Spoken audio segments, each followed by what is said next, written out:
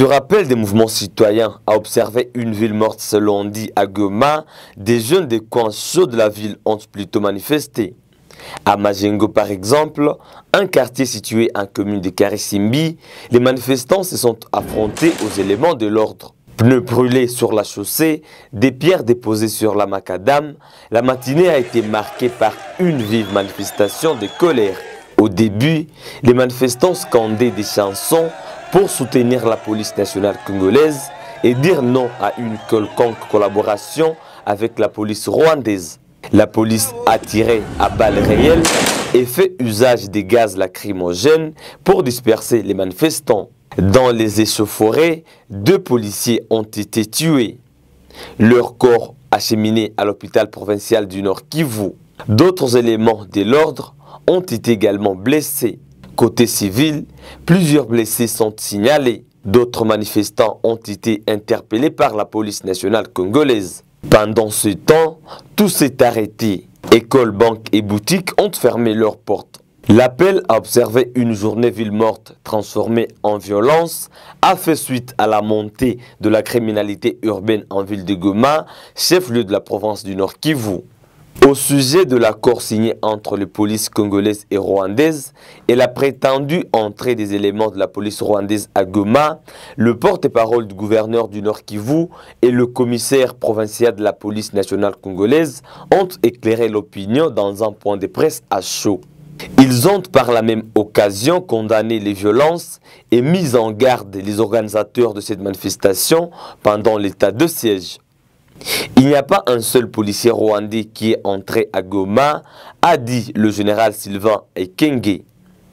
Lui et le commissaire général de la police nationale congolaise au Nord Kivu éclairent l'opinion. Les gens restent à la maison. Ce n'est pas pour manifester. Et vous savez, et vous violez les lois intentionnellement, puisque pendant l'état de siège, aucune manifestation n'est autorisée. Alors, je vous ai invité, sous instruction de son Excellence, Monsieur le gouverneur militaire de la province du Nord Kivu, pour clarifier cette situation qui nous met en mal aujourd'hui. La situation au sujet des faussetés, de l'intoxication, de la manipulation, de l'opinion autour de l'accord signé, l'accord qui aurait été signé avec la police rwandaise, que d'aucuns aurait aperçu à Goma. Puisque moi, je suis à Goma, vous êtes des journalistes professionnels. Je me demande si vous avez déjà vu un policier rwandais ici à Goma. Et dans les réseaux, c'est du buzz. Dans les réseaux, on raconte que les policiers rwandais sont à Goma. Pour faire quoi, je ne sais pas. Alors, d'aucuns auraient aperçu à Goma des policiers rwandais. Et je ne sais par quelle magie, si ce n'est par l'imagination fertile des esprits mal intentionnés destinés à instrumentaliser la jeunesse. Au moment où nous communiquons, ces tireurs de ficelles ont eu gain de cause, puisque du côté de là où le commissaire provincial vous a indiqué tout à l'heure, on a abattu froidement, je dis bien froidement, un commissaire de la police, un agent de l'ordre. Et on l'a abattu dans son lieu de travail, dans son sous-commissariat. Et demain, vous demandez à cette police la sécurisation, alors que c'est vous-même que vous attaquez la même police. Et il n'y a pas que ça. Les gens ont utilisé des armes de guerre. Et ils utilisent des armes blanches pour s'attaquer aux forces de l'ordre. Le commissaire provincial, vous venez de vous le dire, il y en a qui sont à l'hôpital, il vient de vous montrer un couteau qui vient, c'est une flèche, c'est une flèche qui vient d'être extirpée du corps d'un policier. Et il y a un autre corps qu'on va identifier, il vous l'a dit, et je suis sûr que ça doit être le corps d'un agent de l'ordre ou d'un militaire, on est en train de l'identifier, qui a été lapidé sauvagement. Et pourtant, les gens s'agitent alors que le commissaire général de la police nationale congolaise a déjà donné d'amples explications sur ce sujet lors de son point de presse d'il y a 48 heures à Kinshasa. Aussi, le maire de la ville de Béni est intervenu hier. Le maire de la ville de Goma, je voulais dire, puisque je viens de Béni, j'ai encore la nostalgie de Béni. Le maire de la ville de Goma est intervenu hier dans le média pour clarifier la situation, pour dire qu'il n'y a aucun policier rwandais dans nos milieux. Plus encore, le ministre national de la communication est intervenu hier dans un point de presse, dans une présentation devant les médias, pour parler de la même chose. Mais les gens continuent à véhiculer et à s'accrocher aux rumeurs. À travers ce point de presse que nous organisons, conjointement avec le commissaire provincial de la police nationale congolaise du Nord Kivu, le gouverneur militaire de la province du Nord Kivu confirme que le commissaire général, le ministre national de la communication et le maire de Goma ont déjà dit à l'opinion à travers les médias est correct. Ils renforcent leurs propos en précisant qu'aucun projet dans le sens de l'arrivée de la police rwandaise à Goma n'est envisagé. Cette présence policière rwandaise à Goma n'existait que dans l'imaginaire des vendeurs d'illusions et des manipulateurs, ainsi que des gens de mauvaise foi, prêts à sauter sur n'importe quelle rumeur pour provoquer le désordre et faire du mal aux paisibles populations. Je mets tout le monde au défi de montrer un seul policier rwandais présent à Goma. Les informations qui circulent dans les réseaux sociaux au sujet de la présence à Goma des policiers rwandais, je le répète, ne sont que le fruit de la pure imagination de leurs auteurs, mus par des motivations criminelles et difficiles à cerner. Je dis, et je le répète, ce sont des rumeurs non fondées qui ne tiennent pas la route et que la population ne tombe pas dans ces jeux. Et surtout les jeunes, ne tombez pas dans les jeux des manipulateurs. Je vous ai invité, vous, journalistes, puisque c'est vous les faiseurs d'opinion, c'est vous les vrais professionnels. Vous devez informer correctement la population et surtout les jeunes. Connaissant le professionnalisme des femmes et des hommes des médias du Nord Kivu et la pertinence de vos investigations, vous seriez les premiers à alerter l'opinion sur cette présence policière rwandaise chez nous. Et là, je ne me trompe pas. Que les mouvements citoyens et les agitateurs de tous bords ne profitent pas de ces rumeurs infondées et mensongères pour monter des stratégies destinées à perturber l'ordre et la quiétude de la paisible population qui doit normalement et librement vaquer à ces occupations. Déjà, il y a mort des agents d'un agent de l'ordre, et je suis tenté de dire des agents de l'ordre sur l'autre, il risque d'être un militaire.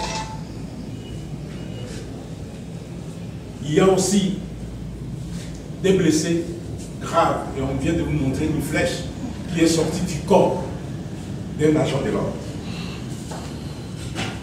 Ce sont des actes qui ne resteront jamais impunis. 3 armes de guerre encore. Voilà.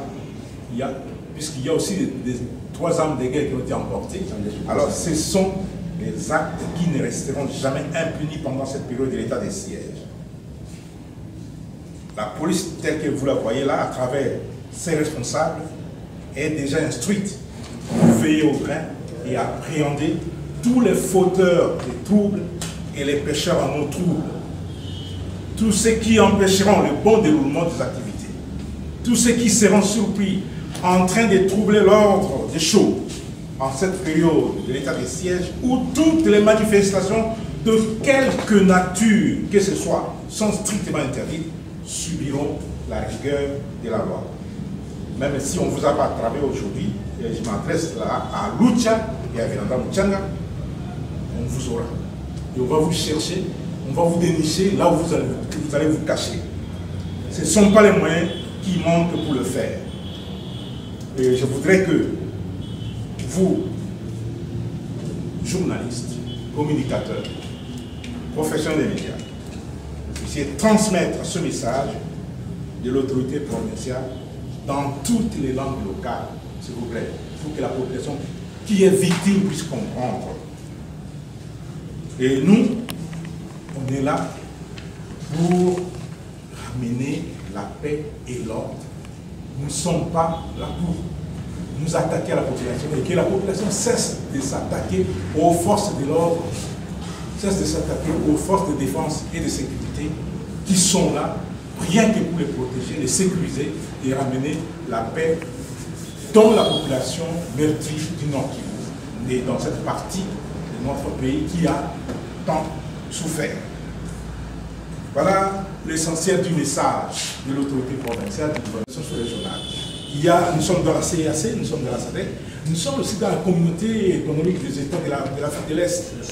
Et le général Amouli est aujourd'hui, en tant que commissaire général de la police nationale de la RDC, il occupe le poste de président rotatif des chefs de police de la sous-région. Et il n'a pas été au Rwanda.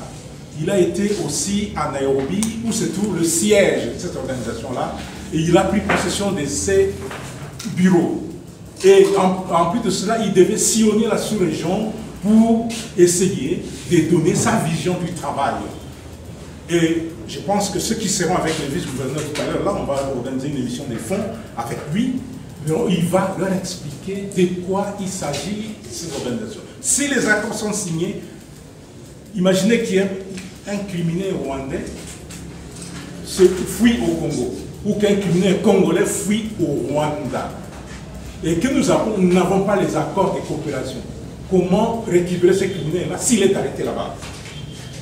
Et c'est à travers Interpol, il y a tout un système de la police internationale, Interpol, qu'on utilise ces accords signés entre les polices, entre les responsables de police. Si un criminel fuit dans un pays voisin ou dans un autre pays de l'organisation, on peut l'arrêter et le ramener chez nous. Quand il en est de même, lorsqu'on arrête un criminel ici, on le prend, on l'arrête là. Nous sommes dans une région où le trafic des armes, les petits calibres, est courant. Nous vivons une région où il y a le trafic des humains, des êtres humains, le trafic des documents. Et c'est dans ces contextes-là que les accords sont signés entre les polices pour qu'il y ait échange d'informations et aussi, en cas d'arrestation des criminels, qu'il y ait échange des criminels aussi. On peut les ramener chez nous pour qu'on puisse les juger ici, comme ceux qui sont arrêtés ici, on les ramène dans leur pays pour qu'on puisse les juger là-bas. C'est dans ces contextes que les accords sont signés et ça n'a rien à voir avec les opérations de type amener un contingent de la police ici chez nous, de la police rwandaise ici chez nous. Ça ne se fera jamais et plus jamais. Pourquoi? Parce que les opérations en matière de police, c'est vous appelez votre police, il y a un criminel tel qui est chez vous, l'opération c'est l'arrêter là-bas, venez nous le remettre et c'est tout. C'est ça les opérations, les accords sur les opérations interpolicières. L'appel à manifester, ce n'était pas tellement manifester, mais l'appel de la Lucha. C'est la Lucha avec le mémorandum de Tchanga qui ont appelé la ville morte. Nous sommes tous ici, nous avons étudié, ville morte ne veut pas dire manifestation dans la rue, n'est-ce pas? Nous sommes d'accord avec ça, n'est-ce pas? Ils ont appelé à la ville morte pour éviter qu'un petit groupe prenne le compatriote tous en otage, que le compatriote marche selon les vœux de ce petit groupe de dictateurs. Nous avons déployé nos policiers, comme vous le savez, depuis 5 h du matin. sur tous les axes, pour pouvoir laisser les bons citoyens vaquer les documents. Fantastiquement, depuis cette heure-là, 30 minutes après le déploiement des policiers, nos compatriotes qui ont appelé à la ville morte se sont lancés sur les policiers.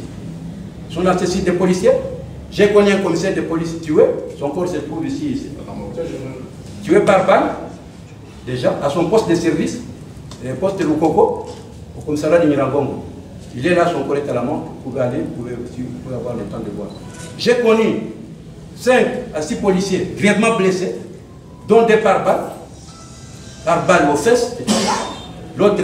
Et j'ai connu les policiers blessés par des couteaux. Voilà ce qu'on vient de retirer du corps du policier à l'hôpital.